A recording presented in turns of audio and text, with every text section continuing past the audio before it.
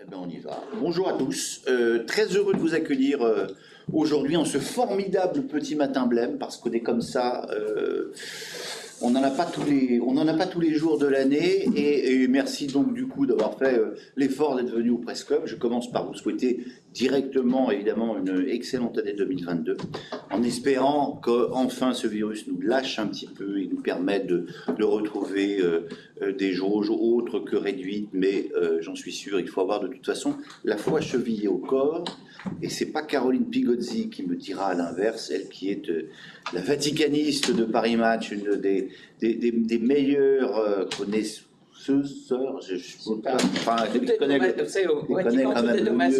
connaît le mieux les arcanes. Ils ne savent pas décliner au féminin. Du Vatican, et qui a publié un tout petit recueil, un tout petit ouvrage de quelques pages. Mais c'est pas ce Pourquoi eux, ils ont fait notre époque, une coédition Paris Match et Plomb. Je suis très heureux, un petit peu ému. Alors peut-être pas aussi ému que si je devais interviewer le pape, mais quand même un petit peu, parce que Caroline Pigozzi, c'est un grand nom de notre profession. Et d'ailleurs, avant qu'on rentre dans le livre Caroline Pigozzi, j'aimerais que vous nous racontiez un petit peu comment on fait pour devenir la vaticaniste de Paris Match. Bonjour à tout le monde. D'abord, il faut avoir l'idée, comment c'est venu. Je m'occupais de la famille Monaco pour Paris Match. Je suis de la famille Monaco et c'est moi qui avais trouvé que Caroline de Monaco avait un nouvel amant qui était Ernst de Hanovre, qui pour Paris Match était une information très importante, donc on l'a planqué. Et je savais ça parce que Ernst de Hanovre avait une femme qui était l'amie d'une de mes amies et qui pleurait. Donc mon ami me disait, je vais consoler Chantal de Hanovre. Je dis, mais pourquoi tu vas consoler? Il me dit, parce que Ernst a une nouvelle fiancée. Et donc c'est comme ça que l'histoire, j'étais la première à révéler cette histoire. Du coup, Roger Théron trouvait que j'étais efficace et il me dit, vous allez vous occuper de la famille Monaco. Résultat, je n'étais que dans le soutien-gorge de la famille Monaco. J'avais l'impression d'avoir des marshmallows dans le cerveau, de m'abêtir complètement, parce que c'est quand même pas passionnant, Monaco. Et du coup, un jour, je suis allé voir Roger Théron. Je lui ai dit, écoutez, je ne peux pas ne m'occuper que de Monaco, parce que c'est vraiment pas assez intéressant. Les enfants sont beaux, tout le monde est bien élevé, tout le monde monte à cheval, les enfants font de la danse, mais c'est vraiment tellement classique au sommet, riche, classique et ennuyeux, c'est pas possible. Il me dit, écoutez, je vais vous lancer un défi.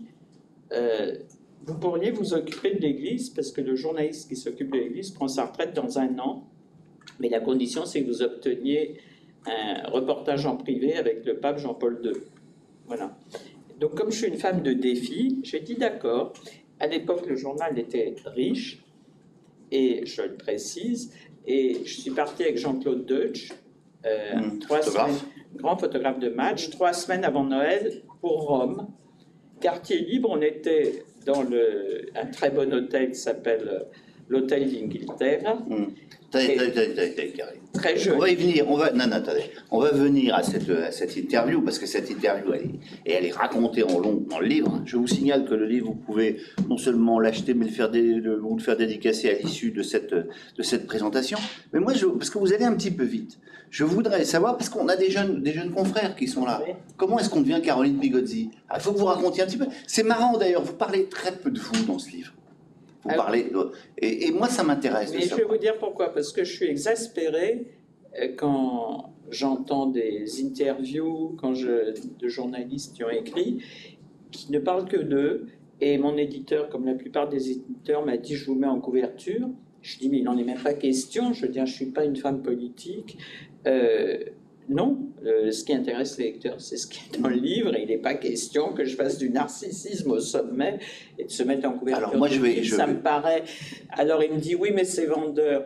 Je dis, oui, mais c'est pas ma philosophie. Je veux dire, vous voyez, ça ne m'intéresse pas d'être en couverture de mon livre. Je vais poser la question différemment. Quand est-ce que vous avez su que vous seriez journaliste? Quand je n'ai pas pu faire mes études de médecine, je voulais être médecin. Et j'étais très mauvaise en maths. J'étais chez des bonnes sœurs, chez les dominicaines, qui n'étaient pas très bons profs. Vous n'étiez pas chez les jésuites? J'étais d'abord à Sainte-Marie, c'était un jésuite féminine, d'abord. Je dis ça parce que ça, je dis ça parce que ça a beaucoup d'importance dans le livre. Plus que jusqu'à 5e, et on allait faire la gym, et on a fait notre communion, on allait à Metz chez les jésuites à Franklin, le mercredi. Et donc j'ai été très formé par des jésuites en réalité. Ouais. Et d'ailleurs, cette semaine, j'ai fait une interview d'un père jésuite, on a passé 2h30 ensemble. Et oui, c'est extrêmement structurant. Et les jésuites, très tôt, bon, on les voyait à gymnastique, on les voyait à Metz, on entendait le sermon, vous culpabilisent et vous expliquent qu'il faut faire quelque chose dans la vie. C'est une réalité. Et donc, on ne sort pas indemne de chez les jésuites, c'est vrai. Et je pense que ça m'a donné une grande avance pour après. Mais la question, comment vient... Je voulais faire mes études de médecine, j'ai pas pu, j'étais très mauvaise en maths, et je suis passé après, juste à 68, après 68, enfin 70. Et la deuxième chose qui me plaisait, c'était le journalisme. J'avais un père qui était un grand industriel, qui était le patron, tu veux le dire, fondateur des usines Simca. Qui était le patron de Simca. Le fondateur de l'usine Simca, il est mort d'une crise cardiaque. J'étais toute jeune, j'avais 12 ans. Et ma mère, qui était une dame tout à fait charmante, avait des copines qui étaient genre dame chaisière. Enfin, très convenables. Je me suis dit, mais comment par moi-même, je vais réussir à voir les gens que voyait mon père? Par moi-même, hein. Je ne voulais pas de relais. Je me suis dit, le seul métier, c'est le journalisme.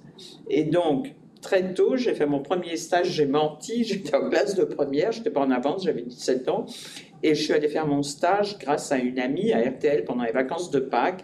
D'abord, j'avais une jupe, on m'habillait chez Mambi, il y avait de quoi pleurer tellement c'était moche et ennuyeux. J'avais des jupes très longues, bleu marine, je remontais ma jupe pour faire un peu sexy, donc j'arrivais à RTL, la jupe rue Bayard, qui était plus sous le genou et un peu remontée, et je servais des cafés, moins bon que ceci, pour Jean Ferniaud, et on m'avait mis pendant les vacances de Pâques où son assistante, sa deuxième assistante n'était pas là, je servais des cafés, je coupais des dépêches. À l'époque, le paquet de dépêches de l'AFP était en 4 exemplaires, et donc j'arrivais à 5 heures. On mettait ça dans les petites manettes ensuite. Oui, j'arrivais à 5 heures du matin, RTL m'offrait un taxi, j'arrivais, je coupais les dépêches, et je faisais pour Jean Ferniaud, je dirais chauffer, c'était un grand journaliste de l'époque, une Campbell soupe. Bien épaisse. Il disait que c'est la meilleure façon de se réveiller. Campbell, celle de... Oui, la soupe en boîte. Dans les Warhol. Oui, et c'était la meilleure façon. Déjà, elle fait une soupe, c'est la soupe dans Non, je ne la faisais pas, je la réchauffais. Et c'était la meilleure façon de se réveiller. Donc, je lui apportais ça. Et lui, il recevait à 8h15 un invité. Toujours, parce qu'il y avait le journal, il recevait un invité important, qui était un ministre, et il faisait son journal. Et moi, j'avais un petit carnet, j'ai toujours le même, d'ailleurs, que ça ne prend pas de place, et je demandais toujours à un invité son adresse, son téléphone. Il n'y avait pas de portable, je prenais son téléphone et j'ai commencé à me faire mon petit agenda, j'avais 17 ans.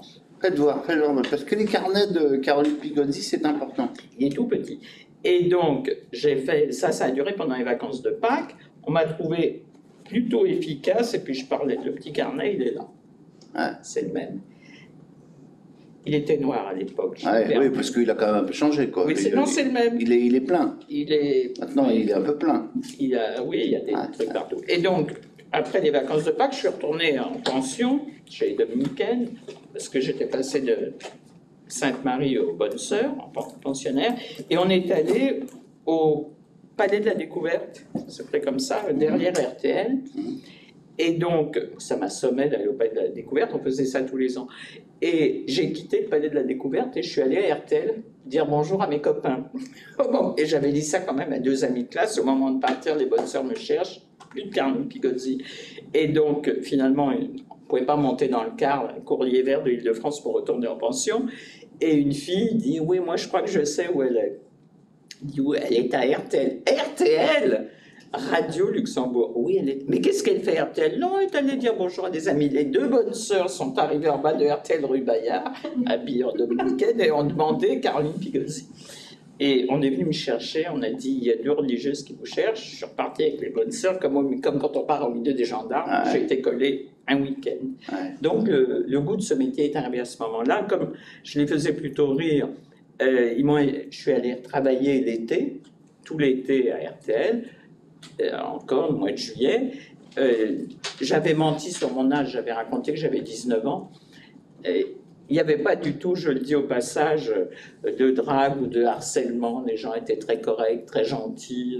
Personne n'a essayé de me coincer dans un placard où on faisait les montages. Vous savez, on monte. Oui, oui, oui. Non, Bah, non, c'est bien de le dire aussi, hein, de temps en temps. Non, mais tout ça se passait d'une façon très sympathique et joyeuse.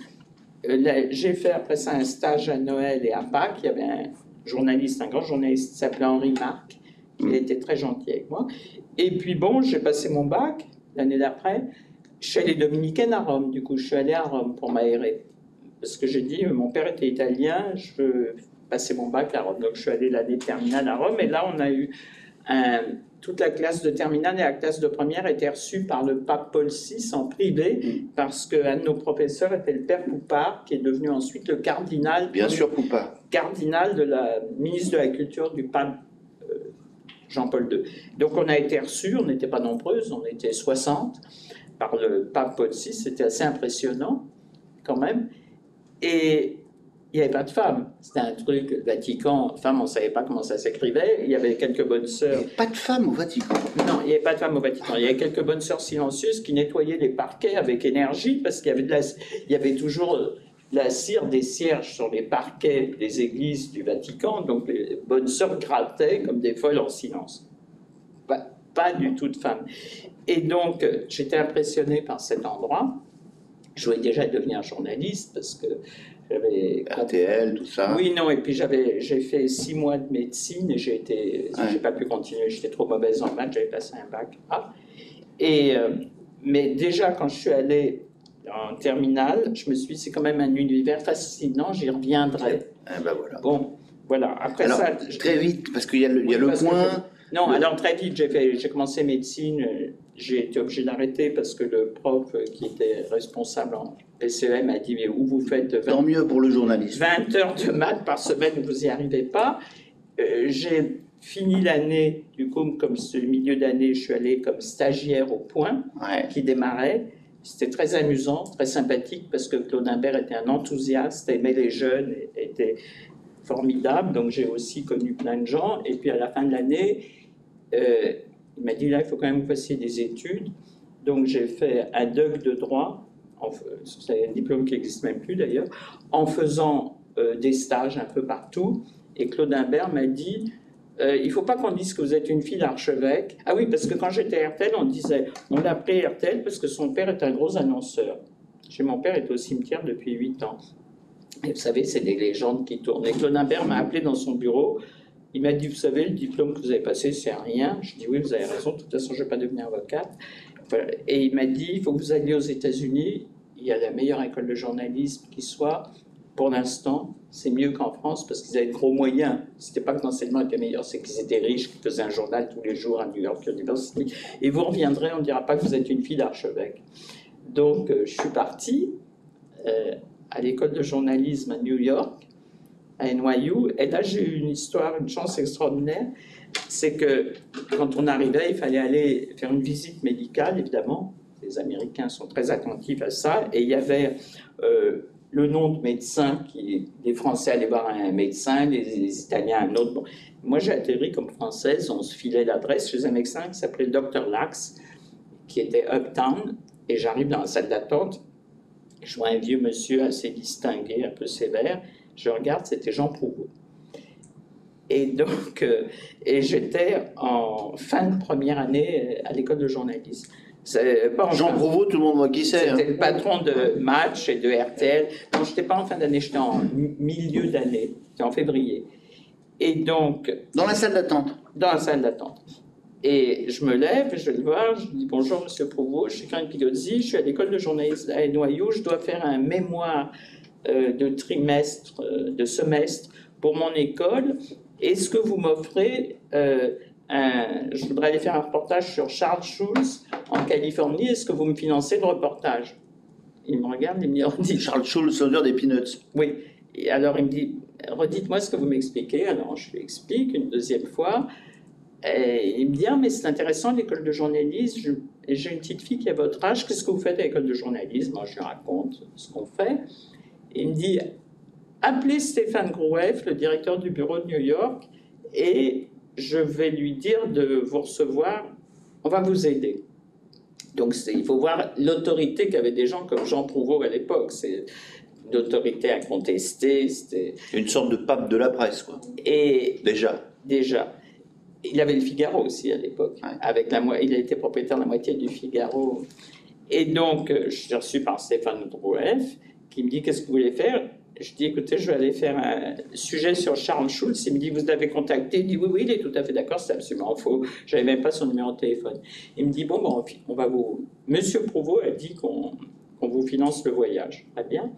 Et j'avais une amie à l'ambassade de France qui s'occupait des affaires culturelles. Je lui ai demandé de trouver le numéro de Charles Schulz. Elle l'a trouvé, miraculeusement. Et je téléphone à Charles Schulz et c'est un vrai artisan. Il répondait lui-même. Donc il a répondu. Les Américains sont formidables pour ça. Je lui ai dit, écoutez, je suis étudiante, je suis française, etc. Je rêve de venir vous interviewer. Il m'a dit, est-ce que vous connaissez un village qui s'appelle Croissy-sur-Andelle? Je dis non. Je savais que c'était à peu près en Normandie, j'avais entendu ce nom. Il me dit, c'est là que j'ai été démobilisé. J'étais un soldat GI américain pendant la guerre. La France, ça me plaît. Venez me voir. Je vous attends samedi à 8h30 à Santa Rosa. Bon. Et donc, j'ai pris l'avion, tout ça offert par... C'est où Santa Rosa? Santa Rosa, c'est en Californie. C'est à l'est de San Francisco. Donc, j'ai pris l'avion, je suis parti, j'ai pris un hôtel à Santa Rosa, enfin, je suis arrivé à Santa Rosa chez lui le matin, et c'est là que je l'ai connu, il y a d'ailleurs... La photo. Et il a été très sympathique, parce que les Américains sont formidables pour ça. Il m'a donné une interview qui était impubliable, parce que j'ai tout fait de travers. Je ne savais pas, quoi. Enfin, l'interview n'était pas bonne. Et je suis revenu toute fière voir Stéphane Droueff qui m'a dit « Oui, non, c'est pas mal votre truc, mais d'abord, il n'y a pas de photo, de bonne photo. Ensuite, on va attendre un peu. » Donc, c'est jamais sorti. J'ai posé un doigt de pied dans la porte et je suis devenu très ami avec Charles Schulz. Ils sont même venus à mon mariage. Et j'ai un film, il dessinait des petits Snoopy pour tous les enfants d'honneur. Oh là là. Donc, ça c'est chic quand même. Hein. Et donc voilà, j'ai mis un pied dans la porte comme ça. Après ça, j'ai fini l'école de journalisme et je suis rentré en France. Et ayant fait des études aux États-Unis, je suis allé voir Pierre Salinger et j'ai passé 2 ans avec lui au bureau de ABC à Paris. Et Pierre, là aussi, comme Américain, était très encourageant, était formidable avec les jeunes qui travaillaient avec lui, m'a beaucoup appris, parce que les méthodes américaines, maintenant tout le monde les a, mais à l'époque, ils étaient plus entrants, et j'ai passé 2 ans où j'étais sorte de... je faisais un peu tout, de grouillot du bureau, et on était allé voir, on avait fait un sujet sur le comte de Paris, les propriétés du comte de Paris, on était allé à Amboise, et les Américains, les techniciens, c'était les techniciens américains, quoi qu'il arrive, le monde peut s'écrouler à 1 heure, ils étaient très syndiqués, ils arrêtent de travailler, le monde s'arrête. Et ils disent, nous, si on n'a pas du coca, il n'y avait pas de coca light, on arrête. Donc j'étais chargé à 1 heure de l'après-midi de trouver du coca avec des glaçons. Et donc je suis allé dans un bar, à côté d'Amboise, là où on était, dans le centre d'Amboise, dans un bar, et j'ai dit, est-ce que vous pouvez me vendre des glaçons? Mais non, coca, oui, glaçons, non. Alors, j'ai dit, soyez sympa. Je me suis mise à pleurer. Ils m'ont vendu un sac de glaçons. Et j'ai donné aux Américains, aux techniciens américains. Et on a continué pendant 3 jours à travailler. Et ils disaient au comte de Paris, please, move your ass, move your ass. Oui, mais le comte de Paris faisait comme s'il n'entendait pas. Et donc, voilà, c'est très intéressant de travailler pour les Américains parce qu'il faut être très débrouillard et on apprend sur le terrain. Bon, de toute façon, si on doit résumer tout le début de votre carrière... Faire du terrain. Ouais, et puis se démerder quand même. Oui, être débrouillard et faire du terrain. C'est-à-dire que, si vous voulez, moi je ne serais pas devenu journaliste aujourd'hui parce qu'aujourd'hui, on vit au téléphone, je ne parle même pas de la pandémie, mais on fait beaucoup moins de terrain. Moi, j'ai fait ce métier pour être sur place, pour voir les choses, pour respirer l'air du temps. Et maintenant, on ne travaille plus comme ça. Bon, c'est un métier que j'aime et je continue, mais je n'aurais pas choisi ce métier aujourd'hui parce que je trouve qu'on est dans la frustration. C'est quand même la joie de ce métier, c'est le contact. Ah ben, ça c'est clair. Mais Si on prend un avion, on prend un avion. Si on prend un autobus, on prend un autobus. Et si on prend... Et l'autre jour, j'ai accompagné le président de la République, il m'a invité, je l'ai accompagné, le président Macron, à Rome. Et donc, on part, on était au salon d'honneur d'Orly, avec tout le cérémonial que ça représente, parce qu'on est quand même dans une république monarchique, il faut le dire. Et donc, on arrive à l'aéroport. On était à l'aéroport, et je vois un monsieur dont je mesure qu'il était très important, je ne savais pas du tout qui c'était, et il me dit « Je suis le président Trappier ». Je ne savais pas qui était le président Trappier, je dis « Bonjour, monsieur le président ». Je n'avais pas idée de qui c'était, heureusement, Miss Google m'a aidé, c'est le nouveau président de Dassault.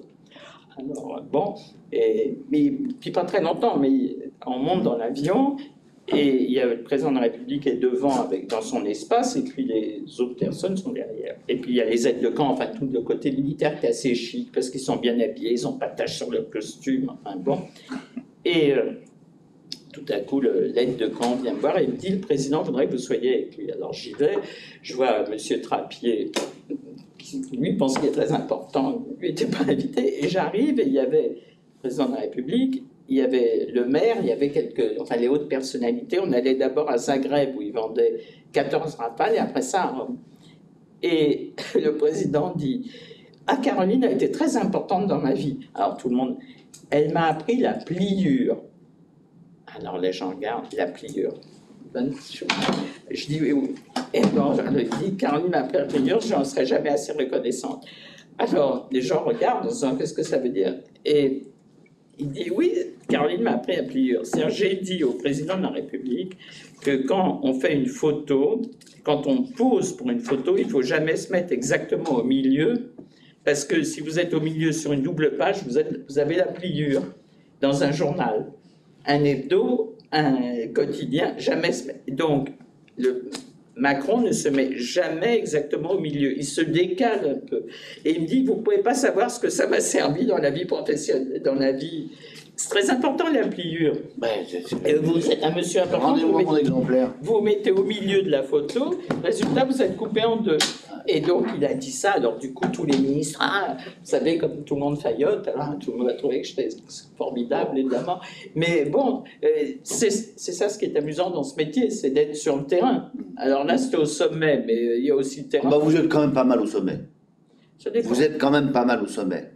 Non mais c'est marrant parce que vous êtes quand même devenu, donc on va aller vite, vous êtes aussi passé par le Figaro Magazine, puis entré à Paris Match. J'ai passé 13 ans. Vous nous avez raconté comment vous étiez devenu finalement de spécialiste dans le soutien-gorge de la famille de Monaco, comment vous passez dans le soutien-gorge du Vatican. Non,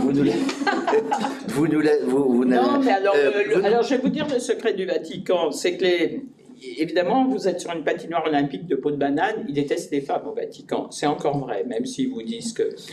Et évidemment que si on vous habille en jaune et blanc, les couleurs du Vatican, ça ne marche pas. Moi, je suis toujours habillé en gris souris, je suis habillé en noir d'ailleurs, avec des grosses chaussettes noires, parce qu'il ne faut pas qu'on me voie, mais j'ai toujours un collier de perles, parce que j'aime les bijoux, je fais un peu la Castafiore. Donc j'ai toujours un joli collier, et je le rentre, et puis qu'on voit bien que je ne suis pas une bonne sœur, et puis je le sors. Et le pape François a appris à compter, il vivait beaucoup avec sa grand-mère, ses parents travaillaient tous les deux, sa grand-mère s'occupait beaucoup de lui, elle avait un collier de perles, et il a appris à compter avec le collier de perles de sa grand-mère qui était comme un boulier. Quand je vois le pape, j'ai toujours un collier de perles. Bon. Et donc, quelquefois, j'ai un rang, 2 rangs, 3 rangs, j'aime les bijoux. Et le pape me dit « Hola, Carolina !» Je dis « Oui, Santita Ocho, mais ça, si, que bello !» Il faut avoir l'air d'une bonne sœur, mais en même temps qu'on puisse voir que vous êtes pas... Il faut être passe-partout et en même temps se faire... Il y a des codes. Quand vous êtes au Vatican, par exemple, il faut faire très attention comment on marche, où on marche, parce que les bonnes sœurs sont des dangers publics, elles sont chauffeuses maintenant. Elles font les chauffeurs des cardinaux. Elles sont tellement impressionnées d'avoir un cardinal derrière qu'elles donnent des grands coups de volant. C'est très, très dangereux. Quand on voit une bonne sœur au volant, la mort au tournant, se garer tout de suite. Faire très attention à ce qu'on fait. Je me demande si ce que vous dites ne pourrait pas tomber sous le coup de la loi. Non, mais je peux dire que c'est tellement vrai que le pauvre pape Benoît XVI avait une Memores Domini, c'est une laïque consacrée qui travaillait à ses côtés, qui était une des 5 religieuses qui était à ses côtés. Un jour, elle était sur le parking, elle revenait de faire des courses, elle s'était écrasée sur le parking par une il y a quelques années. Bon, donc vous êtes devenu la spécialiste des grands de ce monde et à travers ce livre, on relit certaines de vos, on découvre certaines de vos interviews. Il y en a beaucoup que j'ai refaites. Il faut savoir que ce qui était amusant, c'est que j'ai chez moi beaucoup de caisses où je mets les choses, j'ai des cahiers. Alors voilà. Depuis l'école, j'ai des cahiers. Et le soir, alors je note là. C'est pour ça que je vous disais que les cahiers, c'est très important. Il y a même un cahier qui a tenté de vous piquer Jacques Chirac. Oui, ça je vous raconterai. Mais le soir, j'ai une idée, je la marque là, et le soir, je rentre et je la mets sur un cahier, toujours. Ouais. Je transcris sur un cahier. Et un cahier quoi, spirale? Et un cahier à spirale. Tout bête. Des cahiers d'écolière, spirale, Oxford. Ouais. Et vous en avez combien? Je vais en avoir 400. Ouais. Le problème, c'est pas les cahiers, c'est de les retrouver. J'ai une grande maison, mais je suis toujours, tous les jours, je suis à la recherche d'un cahier. Ma principale travail de l'existence, c'est de retrouver mes cahiers. Et là, donc, pour ce bouquin, vous avez ressorti vos cahiers? Alors, non seulement j'ai ressorti mes cahiers, parce que la frustration d'un journal, c'est qu'on peut écrire, mais c'est limité, donc il y a beaucoup de choses qu'il faut laisser tomber. Donc, il était dans les cahiers. J'ai repris mes cahiers. Et notamment, j'ai réinterviewé beaucoup de gens parce que c'est amusant d'avoir l'interview d'un grand banquier, Michel David Veil, il y a 20 ans, par exemple, et de l'avoir aujourd'hui. Donc, il y a beaucoup de personnes, Bernard Arnault, beaucoup de gens que j'ai réinterviewés. Si c'est sur la religion, il n'y a pas tellement d'évolution, vous voyez ce que vous dites. Non, mais je veux dire, il y a des événements, mais les croyances n'ont pas bougé. Mais le dogme n'a pas beaucoup bougé, effectivement. Voilà. C'est un changement qu'en politique. Oui, et alors les cahiers, vous parlez des cahiers avec Jacques Chirac, c'est-à-dire qu'un jour, il y avait un dîner à l'Élysée, j'avais la chance d'être invité, c'était le dîner pour la reine d'Angleterre. Je suivais depuis 4 jours à Paris dans une voiture de police en numéro 2. J'étais habillé en bleu marine. Michel Alliot-Marie, qui est une amie, avait fait en sorte que je puisse être dans une voiture de flic. Je me suis fait piquer, pas le 4e jour, mais le 3e, parce que j'ai été balancé par quelqu'un du Quai d'Orsay qui a dit ça, c'est pas du tout une flic, je la connais, c'est une journaliste.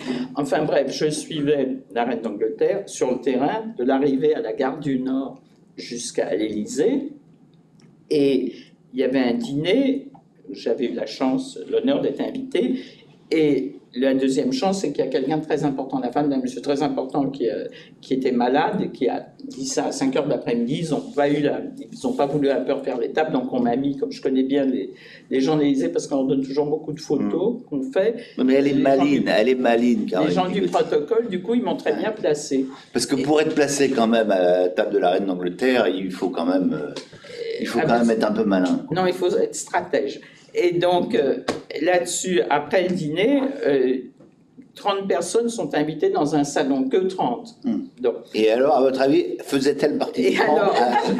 J'arrive dans le salon, et bon, il y avait, évidemment, c'était amusant d'écouter la reine d'Angleterre par les chevaux et tout, et puis la reine d'Angleterre va vers le perron, s'en va, parce qu'elle part par le grand perron, et après ça, par la grille du coq. Et moi, Chirac, le président l'accompagne, et moi, j'étais en train de prendre des notes. Et il revient, et il me regarde, il dit « Caroline, c'était une grande phrase de Jacques Chirac, ça n'est pas convenable. » Alors, il pensait que je notais ce qu'avait dit la reine d'Angleterre. En fait, je notais pas ce qu'avait dit la reine d'Angleterre, je notais, parce que ça m'intéresse pas du tout, les tenues des dames qui étaient invitées, à qui j'avais demandé de qui est votre robe. Je suis pas du tout branché sur la mode, donc j'écrivais Lanvin, machin, Dior. Chirac pensait que je racontais la phrase de la reine d'Angleterre. Il essaye d'attraper mon carnet. Il dit, ça n'est pas convenable. J'avais ce petit carnet, il tire sur le carnet, moi je tire de l'autre côté. Une scène absolument surréaliste. Et à ce moment-là, il répète, ça n'est pas convenable. Je dis, Monsieur le Président, je ne parle pas de... Et à ce moment, Bernadette Chirac est arrivée, a dit, Jacques, laissez-la tranquille, vous savez, Caroline ne ment pas. Et donc il m'a rendu mon petit carnet. Je fais mon article. Non, mais comme quoi il faut tout noter. Enfin, mais tout noter parce que la mémoire vous trompe après ça. Mais même sur la couleur d'une robe, vous voyez, c'est ridicule. Même si ça n'a pas d'importance, c'est ridicule. Si vous dites que Madame Lagardère est habillée en rouge et qu'elle est habillée en bleu, on se dit, si tout ce qu'elle écrit est comme ça, c'est pas la peine. Donc il faut tout noter. Alors, vous aurez compris qu'évidemment, dans ce livre, on parle beaucoup de ce qui se passe au Vatican, on va y venir, on parle pas mal de ce qui se passe aussi à l'Élysée, on va y venir. C'est marrant, vous commencez par les artistes. Oui. Et vous commencez par Brigitte Bardot. Oh ben oui, parce que Brigitte Bardot, j'étais fascinée en la voyant par trois choses. D'abord, elle bouge, elle est extraordinaire parce que elle a l'âge qu'elle a, mais elle a un port de tête, une façon de bouger, une grâce qui n'a pas changé, qui est extraordinaire. Elle a cette voix incroyable et elle est complètement naturelle, extrêmement calme et gentille, et elle fait du charme à ses animaux. Ça m'a fasciné. On faisait l'interview chez elle à Saint-Tropez, dans sa maison, et tout à coup, j'étais en train d'écrire, toujours avec mon petit carnet, arrive l'âne. Je me dis quand même, là, est-ce qu'il va vouloir bouffer mon papier? Mais c'est pas assez intéressant. Elle ouvre le frigo, parce qu'elle était dans une espèce de pièce où il y a cuisine, salon. Elle ouvre le frigo et elle me dit « Un coup de chambre, Caroline ?» Je dis « Non, pas à cette heure-ci. » Elle sort une carotte pour l'âne. Moi, je bois un peu de Perrier, elle boit un peu de champagne. Pas de carottes non plus, pour vous. Non, elle ne m'a pas proposé. Et puis, il n'y en avait pas assez, parce que les carottes, il y avait le nombre de carottes. Et donc, elle est tellement sympathique, et surtout, je lui demandais, quand elle raconte tous les hommes politiques à ses pieds, elle est totalement naturelle. Elle ne joue pas un rôle. Ouais, elle est ce pas qu'elle sur est. moi. Non, et donc elle est formidable parce que elle n'est pas du tout à se raconter. J'étais absolument ébloui par elle. Ouais. Elle n'a pas vieilli dans sa tête, vous voyez ce que je veux dire. L'autre jour, j'ai interviewé il y a 3 jours un jésuite qui m'a beaucoup fait rire. Ça, c'est l'obsession. Le jésuite, c'est un peu. Oui, parce qu'il me recadre. Et le jésuite me dit, vous savez, les femmes aujourd'hui, elles ont 10 ans de moins que leur âge dans leur tête. Et je trouvais ça marrant que ce soit un jésuite qui me dise ça, vous voyez. Et donc, Brigitte Bardot, oui, elle m'a impressionnée. J'ai trouvé très gentille, en plus. Alors, j'aime bien aussi parce que vous avez quand même croisé quelques personnalités, mais vous la pétez pas trop. Et c'est-à-dire, vous racontez quand même qu'un mec comme Philippe Noiret, il n'était pas du tout impressionné par Caroline Pigozzi. Non, mais c'est pas impressionné. On était à Rome et à l'hôtel. Ça, c'est l'autre obsession de Caroline Pigozzi, c'est Rome. Ben oui, j'y passe beaucoup de temps. J'étais à Rome et j'étais en train Alors, si vous êtes jésuite à Rome, vous avez des chances de croiser Caroline. Et donc, j'étais à Rome et il y avait Philippe Noiret qui était en train de régler sa note. D'abord, pas très bien élevée. On attendait tous les deux pour régler notre note d'hôtel. On était là comme ça, il y avait le caissier. Ouais. Et il passe devant. Je trouvais ça moyen, bon. Et puis, il règle sa note. Il ne s'en sortait pas avec sa carte de crédit. Il avait du mal et tout. Et je le regarde avec un air émerveillé. Ah, je dis, vous savez, j'ai une grande admiration pour vous. Je vous trouve absolument formidable. J'ai vu tous vos films. Ce qui était vrai depuis Zazie dans le métro. Je commence à lui raconter tous les films que j'ai vus. Ça ne l'intéressait évidemment absolument pas. Et il me dit, ce que vous racontez ne m'intéresse absolument pas. Je m'en fiche complètement. C'est pas mal quand même. Hein. Je veux dire, c'est le râteau de chez Râteau quand même. Hein. Et alors, j'étais un peu vexée, je reprends parce que je n'ai pas l'habitude de lâcher. Je dis oui, mais vous savez, dans ce film-là, vous êtes formidable. N'insistez pas, ça ne m'intéresse absolument pas. Et il s'en va. Bon, très bien. Et là-dessus, un jour, je vais chez Mouillet, le fleuriste à la place du Palais Bourbon. Il habitait rue de Bourgogne, donc il y allait souvent. Je ne sais pas s'il achète un beau bouquet de fleurs. Je ne sais pas s'il avait des choses à se faire pardonner par sa femme ou pas. Je ne crois pas parce qu'il n'était même pas coureur. Ah, je dis, écoutez, quelle chance de vous voir. Je ne sais pas si vous vous souvenez, je vous ai vu à Rome. Et le type me redit, n'insistez pas, vous ne m'intéressez absolument pas. Est-ce que vous dites encore moins? Bon, très bien. Je respire un grand coup. L'année d'après, on me dit... En plus, on imagine avec la voix de Noiret, quoi. Ouais. Et là-dessus, on me dit au journal, tu veux pas nous faire une interview de Noiret? Il récite Victor Hugo au Théâtre des Champs-Élysées. Ah ben je dis si, avec joie. Pour le bicentenaire de sa naissance. Et je dis avec joie, et me voilà parti avec un photographe, et il répétait, parce qu'il était très consciencieux, donc il relisait ses textes, et j'arrive, et il me regarde, et il me dit, encore vous? Ça commence bien notre histoire, parce qu'il a de la mémoire, il avait de la mémoire. Je dis, écoutez, et alors il avait un petit plateau, il déjeunait, il y avait un restaurant en face qui a fermé, qui était à côté de...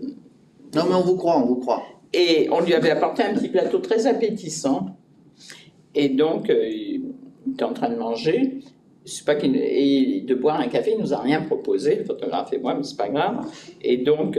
Ah, mais vous en souvenez, quand même. Oui, je m'en souviens, j'avais trouvé ça un peu mal élevé. Bah ouais. Et, enfin, pas un café, on n'allait pas déjeuner avec lui, ni partager son repas, mais au moins un Moi, café. je vous ai fait un café, Caroline. 2, j'en ai pris. Oui, déjà. j'en ai fait un. Et... Enfin, je tiens à on dire, avait servi un parce avant. que si dans la suite, on raconte cette scène, je tiens à me blinder, quand même. Et alors, donc, je commence à lui poser 2-3 questions bougonnet, et quand je lui ai parlé de son métier, alors après ça, je me suis dit, là, il y a un truc qui ne marche pas, je lui ai parlé de chevaux, parce que c'était son truc, et j'avais un oncle qui montait à cheval avec lui, j'avais oublié ça.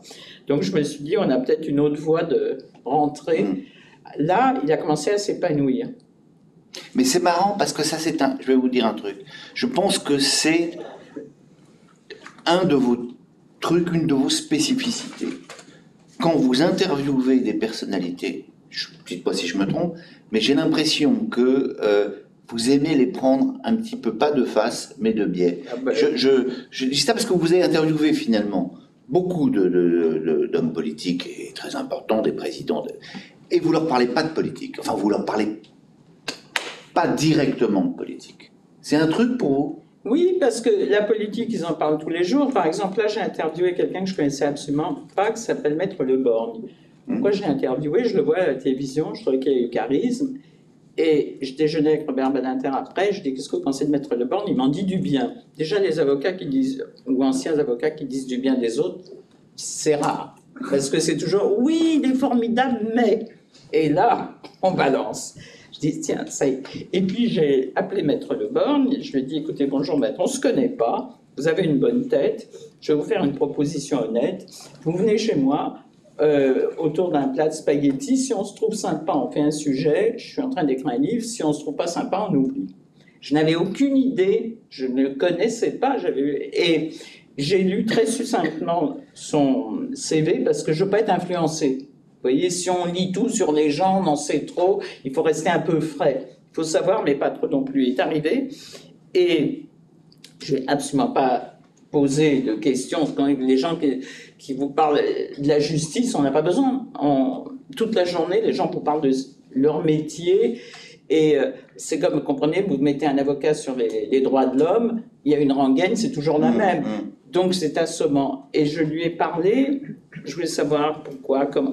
Je ne vais absolument pas parler de son métier, parce que c'est trop évident. Je veux dire, à la fin, il faut... Mais bon, les gens, normalement, quand on les interviewe, parce que ce sont des gens connus qui ont réussi, ils sont formidables sur leur métier. Moi, ce qui m'intéresse, c'est de savoir si M. Bernard Arnault, je sais qu'il a réussi, tout le monde connaît son histoire, il n'y a pas de secret. S'il joue au piano. Non, s'il prend l'ascenseur seul ou avec des collaborateurs. Parce que c'est très intéressant. Ben oui, parce que c'est beaucoup plus intéressant de savoir... Ça dit les choses de la personne. Parce que les gens très importants, quand est-ce qu'on les rencontre? Éventuellement dans l'ascenseur pour les collaborateurs et quand ils vont à un enterrement, parce que c'est encore un lieu public, les enterrements. Donc, les enterrements. Ben, c'est encore un endroit où tout le monde peut aller. Mais si c'est pour qu'ils vous disent je suis formidable, le 440, machin et tout, vous n'avez pas besoin, vous achetez les Échos et vous savez. Donc, il faut prendre des chemins de traverse. Autrement, on est toujours dans la même histoire et ça devient très très ennuyeux. Alors, je vais vous poser une question, mais je vais vous faire la réponse. Oui. Parce que la question, c'est la question bateau. Vous avez là, il y a, je ne vais pas compter le nombre de personnalités qui sont à l'intérieur. Et alors, il y a toujours le truc. Alors bon, Caroline Pigozzi, qui est-ce que vous n'avez pas réussi à interviewer? Ça, c'est la question ultra bateau. Et moi, je vais vous faire la réponse. C'est le général de Gaulle.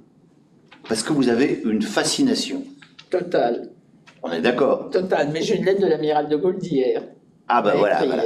Alors, bon, alors ça c'est quand même ça c'est le loupé, c'est le loupé de votre carrière. Non, c'est pas vous diriez, vous étiez un peu jeune, quoi. Il y a un décalage de génération, je voudrais pas dire. Moi, je m'en passe sur mon âge. Vous auriez adoré interviewer. J'aurais été une groupie, j'aurais regardé comme Bernadette Soubirous dans la grotte, évidemment. Il n'y a pas de doute, j'étais fasciné parce que je suis allé... Vous avez tourné autour du général de Gaulle. Oui, c'est-à-dire que mon père avait construit... 2 bagnoles. Il a fait 2 voitures pour le général de Gaulle. Oui, 2 voitures pour le... Enfin, la présidence sous 2 formes. une un peu plus allongée. Et il a fait une des voitures du général de Gaulle parce qu'il a fait partie des gens qui ont soutenu largement la traversée du désert. Et donc, quand le général est revenu au pouvoir, il lui a demandé de faire une de ces 2 voitures officielles. Et j'ai raté l'école pour aller au salon de l'auto voir le général de Gaulle. J'étais plus petite que le comptoir. Mais j'ai regardé le général de Gaulle, que mon père, évidemment, ne m'a pas présenté, parce que, je veux dire, ce n'était pas le sujet. Il y avait le président du salon de l'auto, M. Poire, enfin, il y avait des gens importants, ce n'était pas le moment de faire du népotisme et de présenter sa petite fille. Donc, mais j'ai vu le général de Gaulle pour de vrai, comme disent les enfants. Et il est entré dans mon cœur à ce moment-là. Et en plus, j'étais à l'école, je dis à Sainte-Marie, et il y avait dans ma classe Madeleine Burin-Desrosiers, dont le père était secrétaire général de l'Élysée, et Emmanuel Perfit. Et toutes les 3, on se faisait, ça serait impossible aujourd'hui, le chauffeur de notre père nous déposait avenue des Lots, parce qu'on avait tellement honte d'avoir des voitures, elles étaient dans des DS, moi dans une présidence noire, on était tellement gênés par rapport aux copines de classe qu'on se faisait déposer la rue à côté. Donc on se retrouvait toutes à 8h20, parce qu'on entrait à 8h30, au coin de l'avenue des Lots, et on arrivait ensemble. Et Madeleine Burin-Desrosiers, dont le père était secrétaire général, allait au Noël à l'Élysée. C'était fascinant, l'idée de le général de Gaulle au milieu de l'arbre de Noël avec les enfants. L'idée du général de Gaulle en Père Noël, effectivement. Non, il n'était pas en Père Noël, mais il était avec les enfants. Et moi, je lui posais des questions là-dessus. J'étais absolument fascinée. Ouais. Comme elle était à la fois très bien élevée et très discrète, elle disait non, oui. Enfin, ça passait assez vite. Elle ne s'étendait pas en disant de généralement embrasser sur la joue. Elle était très discrète. Emmanuel Perfit aussi. Elle, son père était ministre de l'Information. On le voyait tous les mercredis à la télévision. Il n'y avait qu'une chaîne. Et elle ne s'entendait pas non plus. Mais c'était entré dans un coin de mon cerveau. Et en plus, la chose amusante, c'est que l'amiral de Gaulle on habitait tout à côté de lui, avenue Ingres, dans le même immeuble. Et je vais vous lire une lettre d'hier, parce que ça date d'hier matin. « Chère madame, j'ai de plus en plus de difficultés à écrire lisiblement, mais je ne veux pas manquer de vous remercier des grands tirages sur papier des photos de ma famille par Paris Match. Cette dernière et moi-même, nous sommes heureux de les avoir en archive. Votre article dans Paris Match, avec quelques clichés provenant des Vendroux en privé à Calais, nous a fait impression. Et je pense que les lecteurs de Paris Match les apprécieront. Merci vivement de vos vœux pour le centenaire qui était votre voisin avenue Ingres. Je vous prie de bien vouloir agréer, chère madame, l'expression de ma très respectueuse et vieille amitié. » Les Vendroux, c'est la longue jeune fille de madame de Gaulle. Et Jacques Vendroux, c'est le descendant. C'est un neveu. Un neveu, voilà. Cousin germain de Vous connaissez peut-être Jacques Vendroux, le monsieur. Voilà. Là encore, je vais faire la réponse. Parce qu'il faut qu'on parle un petit peu quand même, vous en avez dit un mot, mais il faut qu'on parle du Vatican. J'ai l'impression qu'il y a le pape dont vous êtes le plus proche, c'est le pape François. Attendez, parce que le pape François téléphone le 1er mai à Caroline Pigozzi. Vous avez un téléphone, ça sonne, allô, oui, c'est le pape François. Voilà, il m'envoie surtout des lettres tout le temps. Il m'écrit le dimanche, c'est surtout ça. Mais celui qui vous a le plus impressionné, c'est Jean-Paul II. Ou je me trompe ou pas? Non, mais Jean-Paul II, d'abord, il avait un physique qui était magnifique.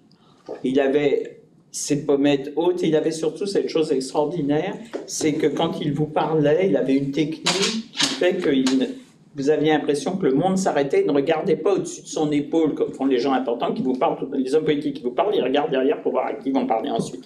Le pape Jean-Paul II, vous aviez l'impression, le monde s'arrêtait de tourner, il vous parlait. Une impression, mais c'est grisant. Et ensuite, il parlait toutes les langues déjà. Donc, comme vous non, vous en parlez pas mal, hein, moi j'en parle 4, mais lui il en parlait 9. Et il vous parlait dans un français parfait. Anglais, italien, espagnol et latin. Oh non, latin, il y a de la marge. Et il vous parlait sans faire de faute, et il était tellement intelligent et dans l'air du temps qu'il vous parlait de ce que vous aviez envie d'entendre. Il était bien meilleur que les hommes politiques, c'est pas pour rien qu'il était là. Et donc, et en plus, il avait ce regard d'une grande douceur, c'était grisant. Et puis, il aimait Match, parce que il lisait match quand il était en Pologne pendant l'Église du Silence, il lisait match sous le manteau parce que l'ambassadeur de France à l'époque lui faisait passer Paris Match. Et donc pour lui, je représentais la liberté. Et on a pu faire avec Jean-Claude Deutsch, photographe de match, des choses absolument extraordinaires. Vous racontez une séance photo incroyable, quoi. Oui. Enfin, vous en faisiez exactement ce que vous vouliez, quoi. Non, on était allé le voir dans ses appartements, on avait fait un sujet photo, et d'abord j'étais angoissée parce que la fenêtre n'était pas très propre, et je voyais, je me disais, mais ça va pas être très joli dans Match, on va avoir une fenêtre comme ça, avec... Et je ne savais pas très bien, on ne peut pas dire au pape, la fenêtre n'est pas propre, on ne fait pas le ménage chez vous. Donc j'avais dit très Saint-Père, la vue de Rome est magnifique, ça serait formidable si on vous voyait regarder la place Saint-Pierre. Facciamo, apriamo subito la finestra, non c'è nessun problema. Hop, il ouvre la fenêtre. Et là, Jean-Claude Deutsch me dit, lumière. Et il y avait trop de réflexion. Ouais. Et donc, il est en blanc, le pape. Souvent, souvent il est en blanc. Oui, en plus, c'était en blanc. Et donc, j'ai demandé au pape de reculer, j'ai demandé de se déplacer. Enfin, oui, c'est vrai qu'on faisait des trucs incroyables avec le pape. Il a même pris Jean-Claude Deutsch à l'arrière de la Papa Mobile avec les flics, vous savez. Et il y avait un truc derrière et eux filmaient, mais filmaient pour Cheat et pour la télévision du Vatican. Et Jean-Claude est allé là aussi. C'est formidable d'être à On a fait des trucs formidables. Ouais. Et puis surtout, il faut faire ça, et faire un peu comme ça, occuper le terrain pour qu'il n'y ait pas les collègues. Je voudrais qu'on va prendre des questions, parce que c'est le jeu, hein. Il n'y a pas que moi qui ai le droit de poser des questions. Mais j'ai quand même une question à vous poser, alors peut-être une question emmerdante. Dites-moi. Qui est cette sœur Tobiana? Oh non, Sora Tobiana, c'était une femme, mais c'était la religieuse, c'était la supérieure du couvent, des 5 religieuses de Jean-Paul II, des sœurs polonaises. Elle était médecin de son état et avec un diplôme polonais, donc elle ne pouvait pas exercer en Italie. Et quand on est allé à Cuba avec le pape Jean-Paul II, Roger Théron, patron de Match, c'est quand même la première fois qu'un pape allait à Cuba, me dit « Caroline, moi ce qui m'intéresse aussi, c'est d'avoir une photo de Suora Tobiana, c'est la supérieure du petit couvent du pape à Rome, personne ne la connaît, je veux l'avoir en photo. » Je dis « Écoutez Roger, elle est blanche comme une hostie, et infotographiable parce que elle me dit ça m'est égal. Et donc, je me suis mise, on était dans l'avion, tout le monde part, je me suis cachée dans les toilettes pour pas descendre. Vous voyez, non mais comme quoi, je veux dire, quand on a 20 ans, on comprend ça, mais là, Caroline Pigodine, en voyage officiel avec le pape, elle se plante dans les toilettes quand même. De première classe. Oui, et première classe. On va pas non plus se planquer dans les toilettes en écho. Hein. Et donc, je me mets dans les toilettes et en me disant, bon, ben, l'avion, personne va...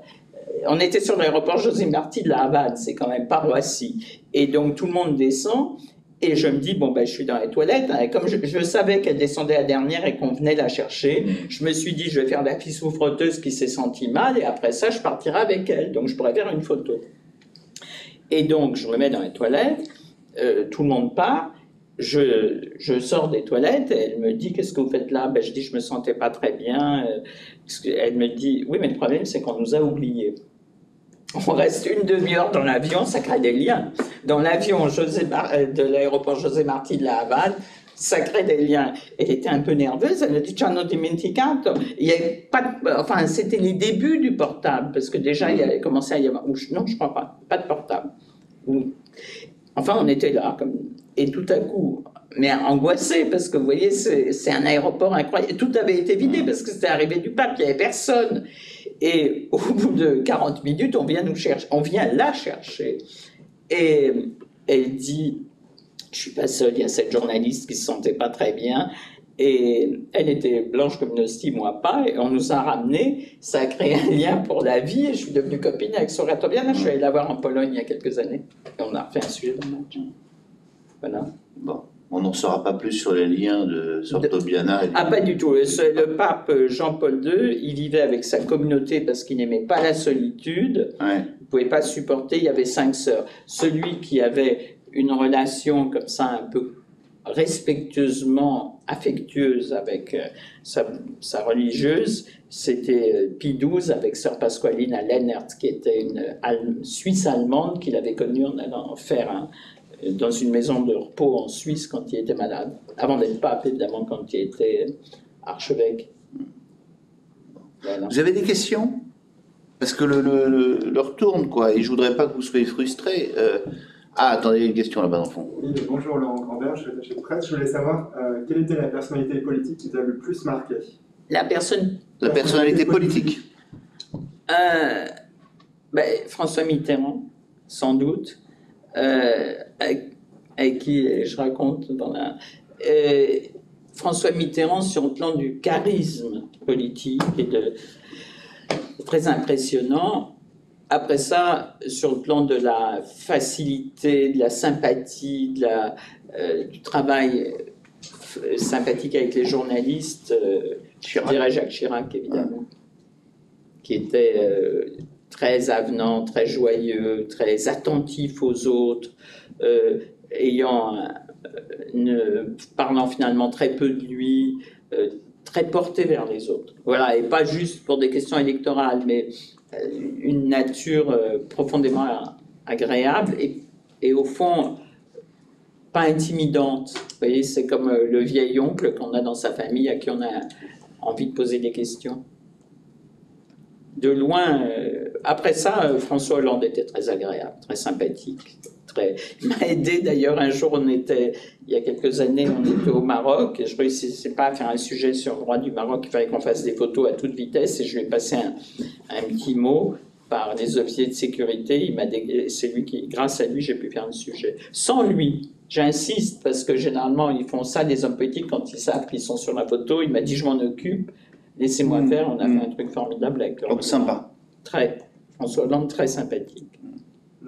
Très. D'autres questions, oui. Et vous ne voulez pas savoir quel était le plus désagréable? Alors en tout cas, vous avez très envie de le dire. C'est le seul qui n'est pas dans le livre. Sarko? Oui. Ouais. Et très cassant. Ouais. Oui, pardon. Pas de souci. C'était intéressant aussi. Éléonore Sinoguet, je suis journaliste pigiste. Je voulais savoir quelle est la personnalité que vous rêveriez aujourd'hui d'interviewer et après toutes les personnalités que vous avez interviewées.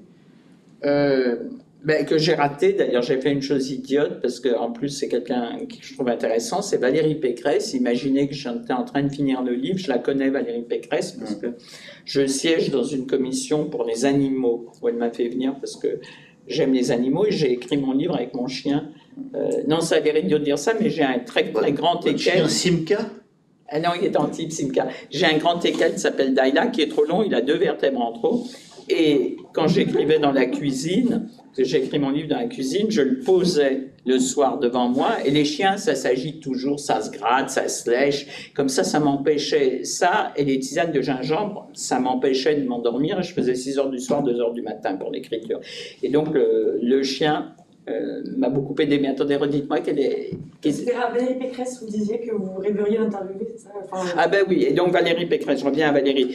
Donc, je siège dans une commission pour les animaux, de l'Île-de-France pour des attributions pour des refuges. Et je ne la connaissais pas. J'étais impressionné par elle. Elle savait tout, surtout, sans ouvrir ses dossiers. J'étais très impressionné par elle. C'était il y a 1 an. Et je me dis, il faut absolument que je l'interviewe parce que quand même, c'est pas que je suis féministe ou pas féministe, c'est pas le sujet, mais elle a un vrai charisme. Et puis, j'étais tellement angoissé par l'écriture du livre que le temps a passé, et je ne l'ai pas fait. Et voilà, ça fait partie des ratés. Attendez, c'est peut-être pas fini. Hein, non, c'est pas ça, mais ça aurait dû être dans... Vous qui fréquentez quand même beaucoup non, c'est pas ça, mais ça aurait dû être dans les dîners officiels à l'Élysée. Ah oui, non, alors dans voilà, ce livre-là. Ça, je regrette, parce qu'en plus, c'est pas une question d'opinion politique ou pas. J'ai trouvé qu'elle avait un vrai charisme, et je me dis, c'est idiot de l'avoir raté. Voilà. Autre question? Oui. Vous parliez de la misogynie du Vatican, mais il y a quand même une femme qui est rentrée au Vatican récemment, une femme brillante, diplômée, qui est sœur Nathalie Descartes, oui. Qui a été nommée sous-secrétaire du synode. Donc c'est quand même un signe. Pour vous, est-ce que c'est un signe d'ouverture? Est-ce que c'est quelqu'un que vous... Oui, non, c'est quelqu'un tout à fait remarquable. Et il y a 2 ans, je crois, la télévision italienne voulait la filmer, parce qu'elle était déjà au synode, elle y avait assisté comme auditeur la fois précédente, Et elle avait eu, je crois, un geste assez charmant. Quand ils ont voulu la filmer, elle a dit « Vous attendez quelques instants », elle s'est remaquillée, ce que je trouve assez sympathique. Oui, mais vous savez, c'est, je veux dire, vous imaginez, d'abord, le fait qu'on dise « il y a une femme », c'est une caution, mais ça reste je dirais pas un public, ça reste des gens extrêmement... C'est au-delà de la misogynie, c'est de la méfiance. Les femmes, c'est le diable. Alors, il se trouve qu'elle est religieuse, mais bon, pour moi, ça ne veut rien dire. Je trouve ça formidable pour elle. Je suis très respectueuse de ce qu'elle est, mais une femme au Vatican, bon, c'est très compliqué. Après ça, il y avait Lucetta Scarafia qui faisait la revue Donna Chiesamondo aussi, qui est quelqu'un d'assez remarquable. René Frédement. Ah, c'est le pape. Vous prenez le pape François, attendez. Et donc, voilà, mais je trouve ça désolant, mais c'est un univers d'hommes. On peut tourner la chose comme on veut, on peut dire ce qu'on veut. Elle est, je sais pas, elle est peut-être reçue.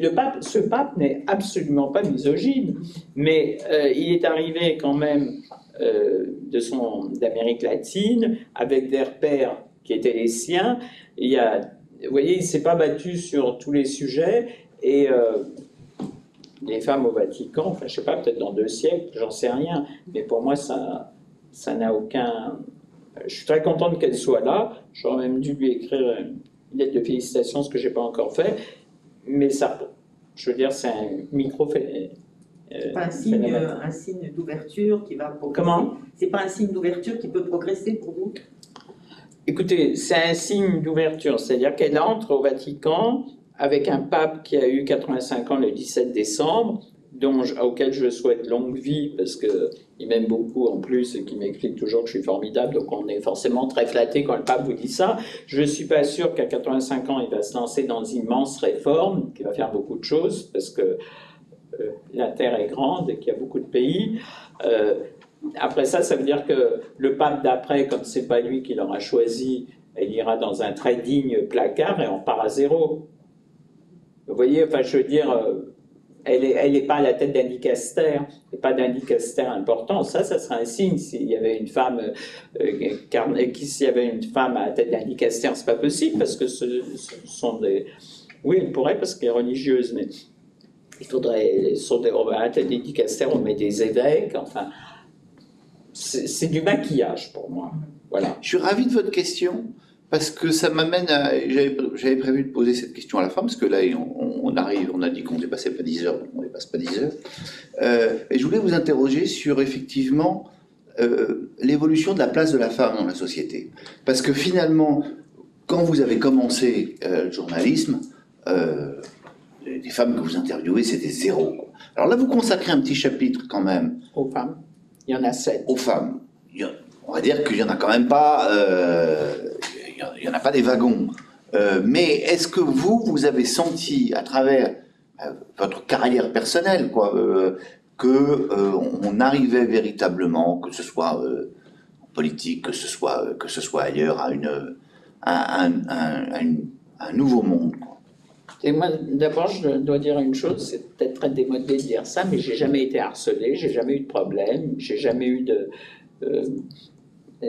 au mieux, un homme politique m'a dit « Est-ce que vous voulez faire une sieste avec moi ?» J'ai dit « Non, merci. » J'ai fait l'objet, j'arrivais pas non plus en mini-jupe, mais je veux dire, j'ai pas du tout connu ce problème. Quand aux journées parlementaires, un homme politique à minuit disait à une journaliste « Je vais vous raconter l'histoire du RPR », si elle montait dans sa chambre, elle pensait bien que le type allait pas faire l'histoire de la Ve République résumée en 20 minutes. J'ai pas connu ça, donc moi je témoignerai jamais. Vous voyez, je pense que il y a aussi question de comment on s'habille, comment... C'est pas sur MeToo que je vous interrogeais, c'était plus sur l'arrivée des femmes au pouvoir, quoi. Je pense qu'il y a quelqu'un qui a été un symbole formidable, c'est Simone Veil, que Giscard, qu'on a un peu oublié aujourd'hui, a été formidable pour les femmes, je crois, et qui a ouvert une voie. Bon, au moment du général de Gaulle, il y avait une femme dans son gouvernement, et il y avait 8 femmes parlementaires, on oublie. Madame Patnaud, Madame Dienèche, Madame Vaillant-Couturier, enfin elles étaient 8. Et ça c'était il y a 50 ans. Simone Troisier. Bon, les femmes, moi je pense que le général de Gaulle a, comme ça, très discrètement, ouvert la voie aux femmes, droit de vote et tout, et que Giscard a fait beaucoup, il faut le dire, on l'oublie, et qu'après ça, il y a eu une progression qui aurait peut-être pu être plus rapide, comme aux États-Unis, et qu'il faut donner du temps au temps. Mais moi, à titre personnel, j'ai jamais ressenti ça comme un problème, j'ai plutôt ressenti ça comme un avantage d'être une femme, parce qu'effectivement, à l'époque, il n'y en avait pas beaucoup. Donc, quand on jouait le jeu et qu'on se comportait comme un homme, et qu'en faisant le métier, en étant debout à 5 h du matin, s'il fallait être debout à 5 h du matin, en jouant le jeu, ça n'a jamais été un problème, ça a plutôt été un avantage. Mais maintenant, je suis heureuse qu'il y ait beaucoup de femmes dans le métier, mais je trouve qu'on ne peut pas toute la journée non plus parler du féminisme. Vous voyez, c'est un peu...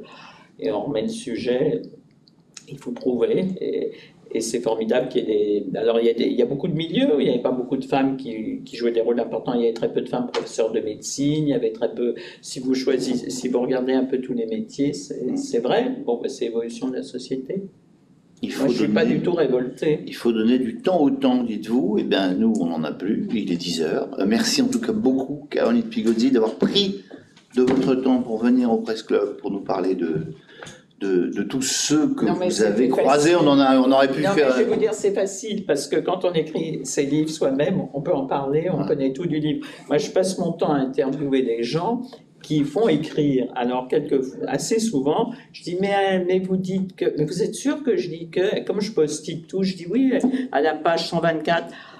Ah oui, en effet. Et à la fin, quelquefois, quand ils sont prétentieux, je suis tellement énervé que je leur dis, écoutez, que vous écriviez pas, c'est pas grave, mais lisez au moins votre livre avant de voir des journalistes, parce qu'autrement, nous, on a du mal à écrire.